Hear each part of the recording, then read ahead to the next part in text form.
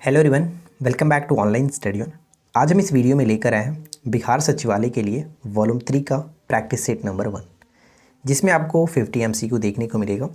अगर आपने इससे पहले के बाकी 2 वॉल्यूम को नहीं देखा है तो आप ज़रूर चेक करिए। प्लेलिस्ट बना हुआ है, प्लेलिस्ट में आपको सारी वीडियो मिल जाएगी और साथ ही साथ इन दोनों वॉल्यूम का आपको मास्टर वीडियो भी रेडी किया गया, तो आप उसको भी देख करके रिविजन्स कर सकते हैं। तो इस वीडियो में 50 MCQ है, एंड तक देखिए। और ये सीरीज आपका एग्जाम्स तक चलने वाला है, तो रेगुलर प्रैक्टिस के लिए आप हमारे साथ जुड़े रह सकते हैं। वीडियो पसंद है तो लाइक एंड शेयर जरूर करें। तो चलिए इस वीडियो को कंटिन्यू करते हैं। देखिए, पहला क्वेश्चन है कि दिल्ली सल्तनत का वह प्रथम सुल्तान कौन था जिसने स्थायी सेना रखी थी। वह प्रथम सुल्तान कौन था? तो ऑप्शन सी हो जाएगा अलाउद्दीन खिलजी। अलाउद्दीन खिलजी करेक्ट आंसर होगा। अलाउद्दीन खिलजी खिलजी वंश का एक शासक था और इनके संबंध में बहुत सारे क्वेश्चंस पूछे जाते हैं। जैसे सबसे इंपॉर्टेंट इसमें कि इनका वास्तविक नाम क्या था, यानी बचपन का नाम क्या था, तो अली और गुरसास्प याद रखेंगे।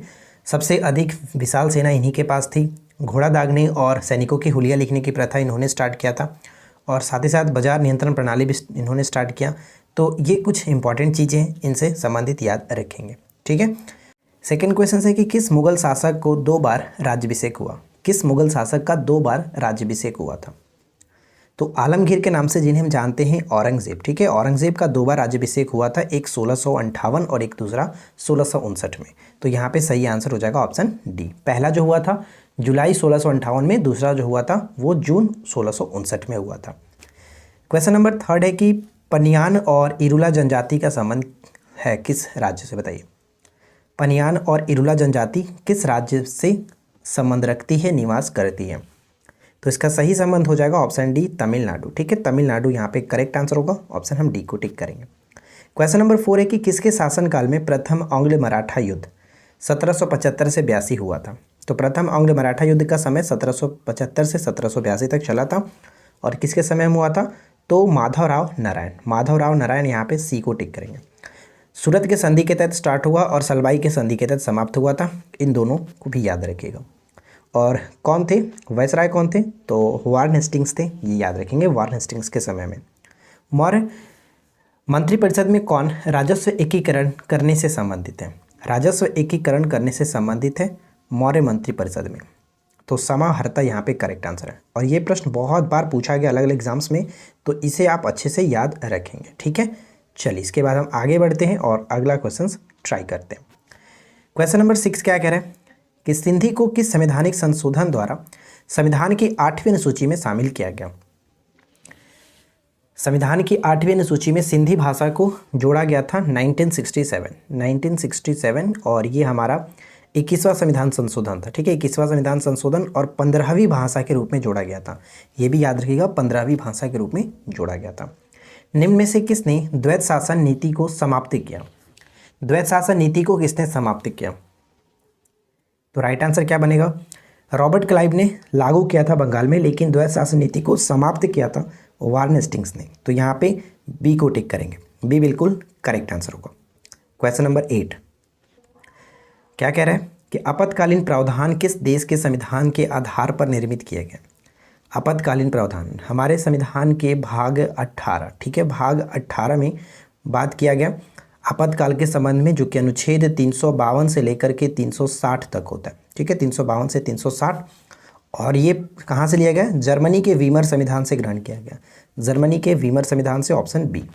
जब किसी वस्तु को ठंडा किया जाता है तब उसके अणुओं में क्या होता है?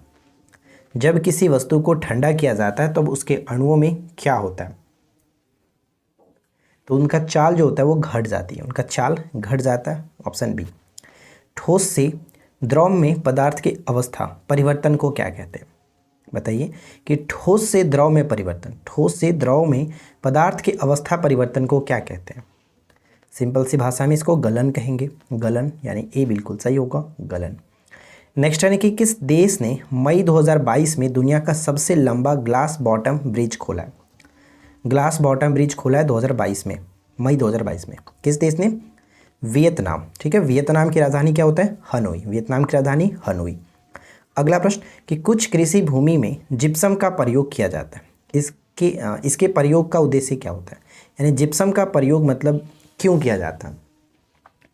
तो इसका कारण होता है कि मिट्टी का पीएच मान कम करना। मिट्टी का पीएच मान कम करना।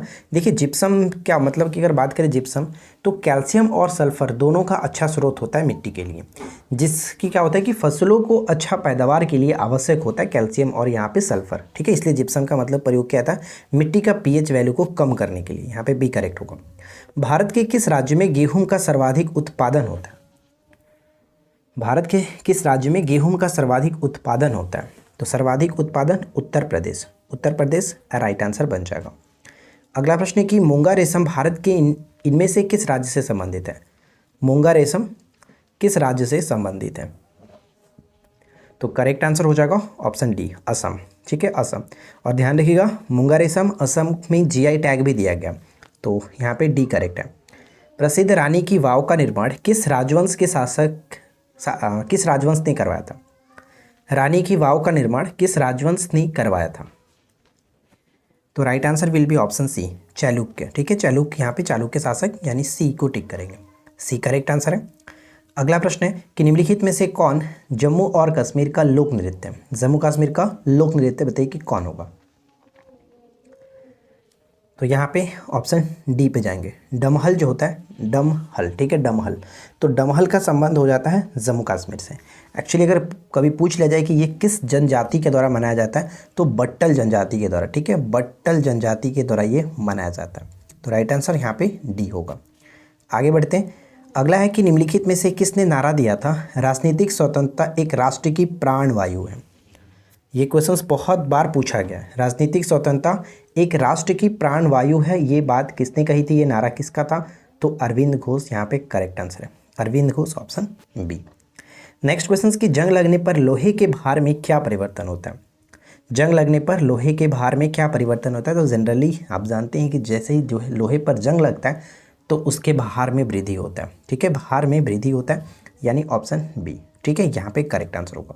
और जंग लगने का मेन मतलब क्या होता है? तो ऑक्सीजन और नमी, यानी कि ये ध्यान रखिएगा।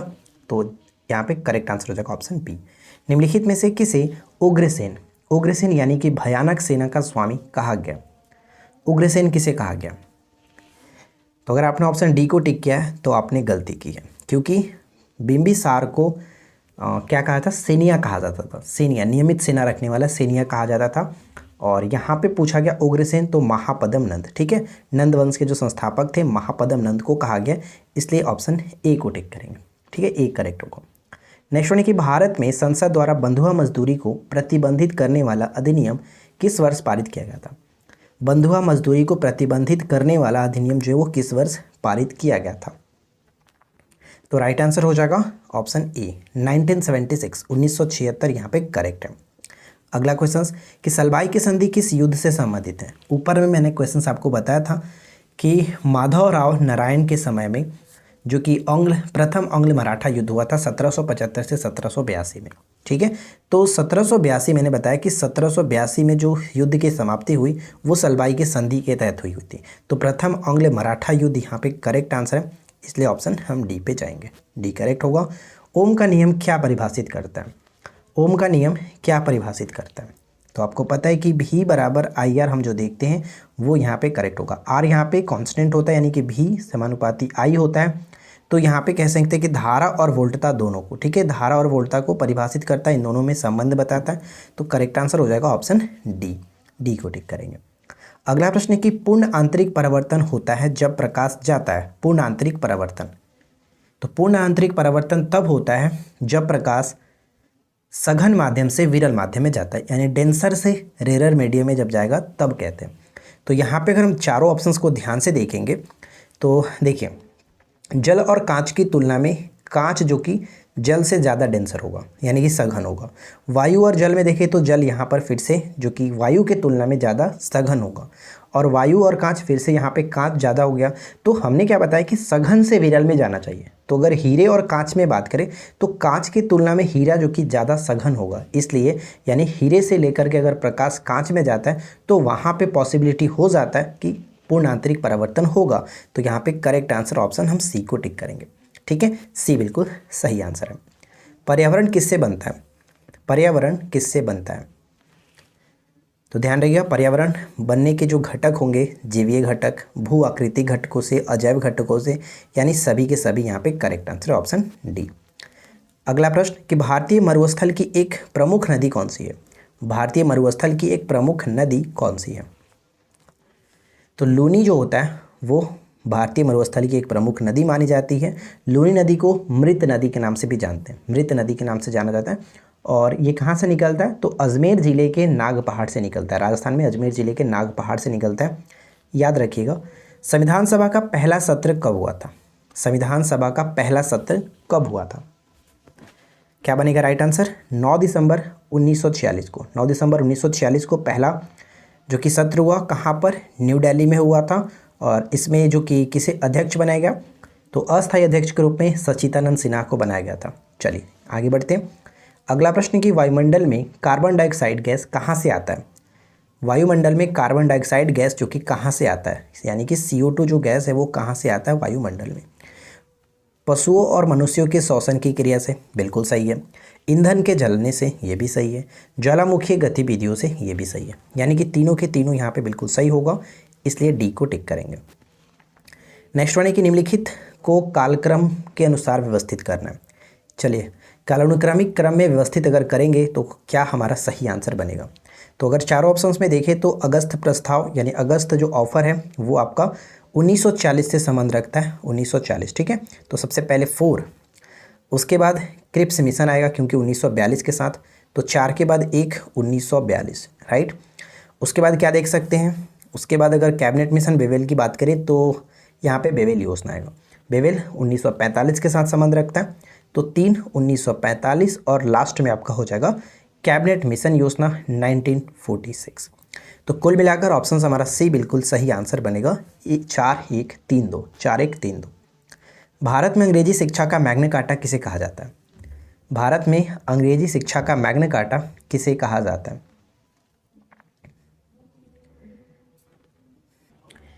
तो ध्यान दीजिएगा, करेक्ट आंसर हो जाएगा ऑप्शन ए। वुड डिस्पैच को भारत में अंग्रेजी शिक्षा का मैग्ना कार्टा कहा जाता है, ठीक है।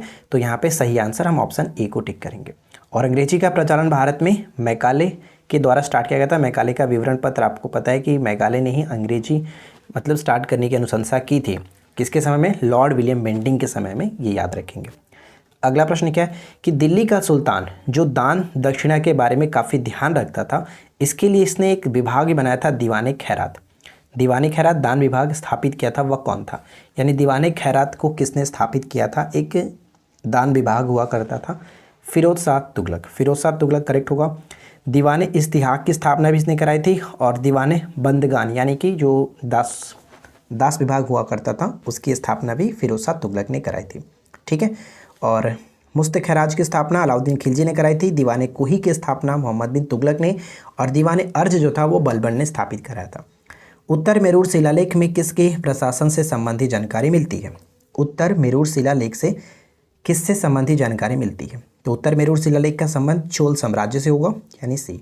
चोल वंश के संस्थापक किसे माना जाता है? चोल वंश की राजधानी कहाँ पर होती थी? जल्दी से कमेंट करके बताइएगा आप। चलिए इसके बाद अगला प्रश्न कि विजयनगर साम्राज्य के संबंध में विचार करिए। विजयनगर साम्राज्य के संबंध में विचार करिए। तो देखिए, भूराजस्व जो था, भूराजस्व की दर उपज का 1/10वां भाग था। ये पॉइंट गलत है क्योंकि 1/6 भाग होता था, ठीक है। और विजयनगर का जो स्रोत होता था वो लगान पर निर्भर करता था, ये भी याद रखेंगे। मनुष्यों की क्रय विक्रय को वेशबग कहा जाता था, ये बिल्कुल सही है कि वेशबग कहा जाता था, दूसरा सही है। विजयनगर साम्राज्य की मुद्रा को पर्ण कहते थे, ये पॉइंट गलत है। विजयनगर साम्राज्य की मुद्रा को पैगोडा कहा जाता, पैगोडा। और ठीक है, पैगोडा। पर्ण जो होता था शायद मौर्य साम्राज्य की मुद्रा पर्ण होती थी, और बहमनी का हुड होता था, ठीक है, ये ध्यान रखिएगा। तो यहाँ पे हम कह सकेंगे कि ये भी गलत है। तो सही केवल क्या हुआ? केवल और केवल 2 सही हुआ। तो राइट आंसर डी को टिक करेंगे, ठीक है। आगे बढ़ते हैं। अगला प्रश्न कि किसने कन्नड़ शास्त्र की प्राचीनतम कृति कवि राजमा की रचना की थी? कवि राजमा की रचना किसने की थी? अमोघवर्ष राइट आंसर होगा, अमोघवर्ष ऑप्शन बी। दीवाने बंदगान की स्थापना किसने की थी? तो मैं इसके बारे में नहीं बताऊंगा क्योंकि अभी जस्ट मैंने इसके बारे में चर्चा किया था। तो आप जल्दी से कमेंट करके बताइए कि 34 का राइट आंसर क्या होना चाहिए। चलिए इसके बाद अगला है कि राख का टीला निम्नलिखित में से किस नौपाषाण कालीन स्थल से संबंधित है? राख का टीला निम्नलिखित में से किस नौपाषाणकालीन स्थल से संबंधित है? तो राख का टीला कर्नाटक के संगनकल्लू में पड़ता है। संगनकल्लू यहाँ पे ऑप्शन बी को टिक करेंगे। कभी कभी डायरेक्ट ऐसे भी लिखा जाता है कि राख का टीला संगनकल्लू का संबंध किस राज्य से है, तो कर्नाटक याद रखेंगे। आंग्ल नेपाल युद्ध किसके शासन काल में हुआ था? आंग्ल नेपाल युद्ध जो कि ईस्ट इंडिया कंपनी और गोरखा के बीच हुआ था 1814 से 1816 में, और ये हुआ था आपका किसके समय? Lord Hastings. ठीक है, लॉर्ड हेस्टिंग्स का समय 1813 से लेकर के 1823 तक हुआ था, जबकि वारेन हेस्टिंग्स का समय आपको पता है, हेस्टिंग्स का जो समय था वो करीब 1772 से 85 तक था। ठीक है, 1785 तक था। तो यहाँ पे ध्यान रखिएगा, फिलहाल हमारा राइट आंसर हो जाएगा ऑप्शन बी। ठीक है, लॉर्ड हेस्टिंग्स। इसके बाद नेक्स्ट क्वेश्चन है कि मुगल साम्राज्य के पतन के लिए जागीर संकट के सिद्धांत को प्रतिपादित करने वाले प्रथम इतिहासकार कौन थे? जागीर संकट के सिद्धांत को प्रतिपादित करने वाले प्रथम इतिहासकार कौन थे? और इस क्वेश्चंस को वीवीआई एकदम करिएगा, क्योंकि ये क्वेश्चंस पहले भी पूछा गया है अलग अलग एग्जाम्स में, एकदम इंपॉर्टेंट है। तो यहाँ पे राइट आंसर होगा सतीश चंद्र। ठीक है, सतीश चंद्र, ऑप्शन डी को टिक करेंगे। नेक्स्ट वन है कि सूची 1 को सूची 2 के साथ सुमेलित करिए। यहाँ पे पुस्तक है और इनके संबंधित जो इसके राइटर है, लेखक हैं, उनके साथ मैच करना है। तो जल्दी से बताइए कौन किसके साथ सही तरीके से मैच होगा। तो चलिए यहाँ पे देखते हैं। पहला क्या है? हर्षचरित या फिर कादम्बरी जो है ये किसके द्वारा लिखा गया? तो बाणभट्ट के द्वारा। हर्षवर्धन के दरबारी कवि थे। फर्स्ट का फोर कहाँ पे? यहाँ पर भी है, यहाँ पर भी, यहाँ पर भी है। चलिए इसके बाद आगे देखते हैं। नेक्स्ट वन क्या है? सिंगार शतक। सिंगार शतक का संबंध किससे होगा? तो सिंगार शतक का जो संबंध होता है वो भर्तहरि के साथ होता है। भर्तहरि यानी बी के साथ। तो बी 2 यहाँ पे मिल रहा है और बाकी किसी में भी नहीं है। तो सही आंसर तो हो गया हमारा ऑप्शन ए। बाकी को भी याद रहेगा, सूर्य शतक, मयूर यहाँ पे, और रत्नावली किसकी है? तो हर्षवर्धन की रचनाओं में से एक है। ठीक है, रत्नावली। तो करेक्ट आंसर हो गया ऑप्शन ए। पॉलीकॉट निम्नलिखित में से किसका मिश्रण होता है? पॉलीकॉट निम्नलिखित में से किसका मिश्रण होता है?